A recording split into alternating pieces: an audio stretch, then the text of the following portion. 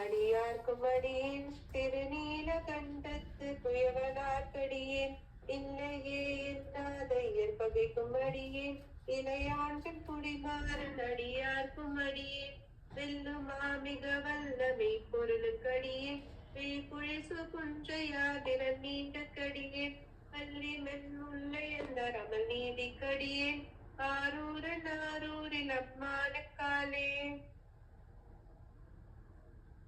சிவன் நாயன்மார்கள் கதை நம்ம ஏற்கனவே பார்த்ததுதான். மேய்ப்பொருள் நாயனாரோட கதையை திரும்ப சொல்ல சொன்னா நான் எதுவும் புதுசா ப்ரிப்பேர் பண்ணல. அடுத்தது பண்ணணும்.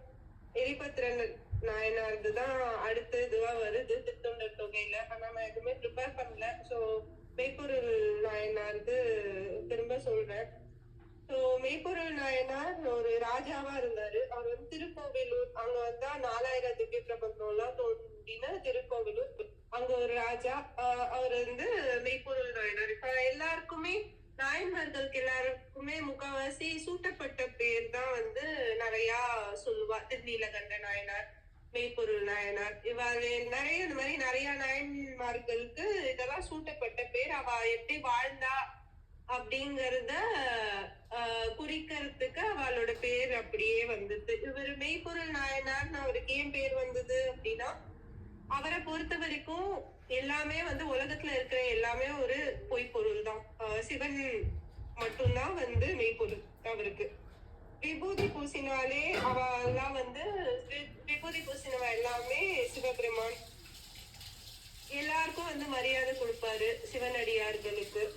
தான் கிட்ட இருக்கிறது அவர் பெரிய ராஜாவா இருந்தாலும் அவ்வளோ ராஜ்யத்தை நல்லபடியா ஆண்டுட்டு இருந்தாரு. அவ்வளோ செல்வ செழிப்பு அப்படி இருந்திருந்தாலும் தன்னோடது தன்னால அப்படிங்கிறது எதுவுமே இல்லாம எல்லாமே சிவனுக்கு சொந்தம், சிவனடியார்களுக்கு சொந்தம் அப்படின்னு வாழ்ந்துட்டு இருந்தவரு.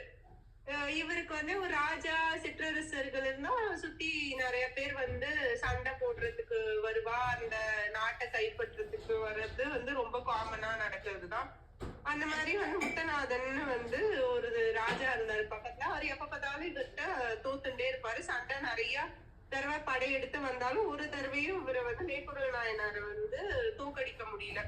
சரி, அவருக்கு தெரிஞ்சு போச்சு இவர் டைரக்டா சண்டை போட்டு என்னைக்குமே நம்மளால வின் பண்ண முடியாது. ஸோ அதனால அதுக்கு ஆல்டர்னேட் என்ன அப்படின்னு பார்த்தா, இவரு ரொம்ப பெரிய சிவபக்தர் அப்படிங்கிறது அவருக்கு தெரியும். சிவனடியார்கள் அவ்வளோ காவல் இருக்கும் அரண்மனையில. ஆனா சிவனடியார்கள் மட்டும் எங்க வேணாலும் எப்ப வேணாலும் போலாம். அந்த அளவுக்கு மரியாதை, சிவனடியார்களை சிவனாவே நினைக்கிற ஒரு நாயன்மார் மெய்ப்பொருள் நாயனார். இவர் என்ன பண்ணாருன்னா, இந்த முத்தநாதன் சரி நம்ம சிவனடியார் வேஷத்துல போய் இவரை தோக்கடிச்சிடணும் அப்படின்னு முடிவு பண்ணாரு. சிவனடியார் வேடத்தையும் போட்டாரு. விபூதி ஃபுல்லா பூசிண்டாரு. கையில ஒரு புத்தகத்தை எடுத்துட்டாரு. அதுல ஒரு கத்திய வச்சு இவரை குத்துறதுக்காக எடுத்துட்டு கிளம்பிட்டாரு. அந்த பொய் வேஷம் போட்டு மெய்ப்பொருள் நாயனாரோட அரண்மனைக்கும் வந்தாச்சு. அந்த புறவாசலுக்கு வந்தாச்சு. அவரோட தளபதி தத்தன் அவர் நிறுத்துறாரு. இந்த மாதிரி ராஜா ஓய்வு எடுத்துன்னு இருக்காரு, இப்போ உங்களால போக முடியாது உள்ள அப்படின்னு சொல்றாரு. உடனே இவர் முத்தநாதன் அதெல்லாம் கிடையாது, நான் ஒரு முக்கியமான செய்தி சொல்றதுக்காக வந்திருக்கேன். நான் இப்பவே கண்டிப்பா ராஜாவை பார்க்கணும் அப்படிங்கிறாரு. இவரால தத்தனால எதுவுமே இவருக்கு சந்தேகம் வருது. இவரோட தோற்றத்தையும் இதையும் பார்த்து அவர் என்னதான் பொய் வேடம் போட்டிருக்காருங்கிறது இவரு தத்தனுக்கு புரியுது. ஆனா ராஜா மெய்ப்பொருள் நாயனாருக்கு இந்த மாதிரி யாராவது ஒரு சிவனடியார் வந்திருக்காரு, அதுவும் தன்னை பார்க்கறதுக்காக வந்திருக்காருன்னா அவர் விடாம இருந்தா என்ன ஆகுங்கிறது இவருக்கு தெரியும். ஏன்னா அந்த அளவுக்கு சிவபக்தி அவருக்கு உண்டு. மெய்ப்பொருள் நாயனாருக்கு சிவனடியார அவமதிக்கிற அளவுக்கு தப்பு பண்ணா அவரால் பொறுக்கவே முடியாது. சரின்னு உள்ள விட்டுறாரு. ராஜா ஓய்வு எடுத்துட்டு இருக்க. ராணி எழுப்புறா ராஜாவை. இவர் எழுந்து பார்த்தா சிவனடியார் வந்திருக்காரு அப்படின்னு பார்த்தாரு. உடனே ஓடி போய் வரவேற்கிறாரு. இவரு முத்தநாதன் என்ன சொல்றான்னா, உங்களோட நாயகன் சிவபெருமான் முன்னாடி ஒரு ஆகமம் சொல்லியிருக்காரு, அதோட பொருள் சொல்றதுக்காக தான் உங்களை இந்த அளவுக்கு சீக்கிரமா பாக்கணும் அப்படின்னு சொன்னார். அதுவும் அந்த பொருள் எல்லாரும் முன்னாடியும் சொல்ல முடியாது, உங்களை தனித்து இருந்து சொல்லணும் அப்படின்னு அவரு சொல்றாரு. இவரு சிவனடியார் அப்படின்னோடனே எல்லாரையும் சரி நீங்க எல்லாரும் வெளியே போங்க, நான் மட்டும் இவரோட பேசுறேன் அப்படின்னு சொல்லிட்டு அவரு காலில் விழுந்து ரொம்ப உங்களை பாக்குறதுக்கே ரொம்ப எனக்கு பாக்கியம் கிடைக்கணும் அப்படின்னு சொல்றாரு. காலில் விழுந்து எழுந்துக்கும் போது இவரு முத்தநாதன் என்ன பண்ணாருன்னா புத்தகத்துல இருந்த ஒரு ஆகமத்தை எடுக்கிற மாதிரி எடுத்து அந்த கத்தியை எடுத்து குத்திடுறாரு ராஜாவை. தத்தனுக்கு அனுப்பிச்சாரே தவிர அவருக்கு ஒரு சந்தேகம் ஓரத்துல இருந்துட்டே இருந்ததுனால அவரு மறைவா இருந்து ராஜாக்கு தெரியாம ஓரமா தூண் கிட்ட இருந்து பாக்குறாரு. இவரு கத்தியால குத்திட்டாரு அப்படின்ன உடனே தத்தன் வாழை எடுத்துன்னு இவரை முத்தநாதனை கொலை பண்றதுக்காக வால் வீசறதுக்காக வராரு. அப்போ மெய்ப்பொருள் நாயனர் தத்தா நிமிர் அப்படிங்கிறாரு, பண்ணாத. இவர் என்னதான் நம்மளோட பகைவனா இருந்தாலும் சிவனடியார் வேடத்துல வந்திருக்காரு, அவரு சிவன் தான். நீ சிவனடியார் கோலத்துல யாரையுமே என்னால எந்த துன்பமும் பண்ண முடியாது, அவர் பகைவரா இருந்தா கூட. நீ என்ன பண்ண, இந்த மாதிரி ராஜாவ வாழா இந்த மாதிரி குத்திட்டா அப்படின்னு ஊர் மக்களுக்கு எல்லாம் தெரிஞ்சதுன்னா சும்மா விட மாட்டா. அதோட இந்த ராஜா ரொம்ப நல்லா எல்லாரையும் ராஜ்யத்தை அவ்வளவு இதுவா ஆண்டுட்டு இருக்கிறவரு, மக்களுக்கு ரொம்ப பிரியமான ராஜா வேற.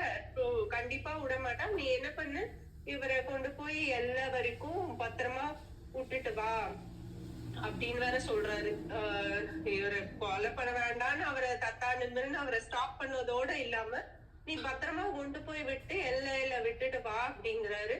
இவர் தத்தனால ராஜாவோட கட்டளை மீற முடியாம அவரை எல்லை வரைக்கும் பாதுகாப்பா கொண்டு போய் விட்டுட்டு வராரு. அது வரைக்கும் அவர் உயிரை கையில புடிச்சுட்டு இருக்காரு. ஏன்னா அவரை நல்லபடியா எல்லா வரைக்கும் போயிருக்காரா அப்படிங்கிறது இவருக்கு தெரியணும் அப்படின்னு அது வரைக்கும் கையில பிடிச்சோன்னே இவர் வந்த உடனே சிவா அப்படிங்கிறாரு. சிவபெருமான் காட்சி கொடுக்குறாரு மெய்ப்பொருள் நாயனாருக்கு. அவர் கூடவே கூட்டின்னும் போயிடுறாரு. சோ இவரோட மெய்ப்பொருள் நாயனாரோட கதை இதுதான். அவர் எப்படி எந்த அளவுக்கு சிவன் மேல பக்தி இருந்தா, எந்த அளவுக்கு அவர் தன்னோட இத உறுதியா ஃபாலோ பண்ணிட்டு இருந்தா, அவரோட பகைவர் அப்படின்னாலும் அவர் சிவனடியார் வேஷத்துல வந்தா அவர் சிவன் தான். சிவனடியார் வேஷத்துல வந்தவரை எதுவும் பண்ண மாட்டேன், பண்ணக்கூடாதுங்கிறது அந்த அளவுக்கு ஸ்ட்ராங்கா இருந்து அவரை ஒன்னும் பண்ணவும் விடாம பத்திரமாவும் கொண்டு போய் எல்லா வரைக்கும் சேர்க்கவும் வைக்கிறாரு மெய்ப்பொருள் நாயனார்.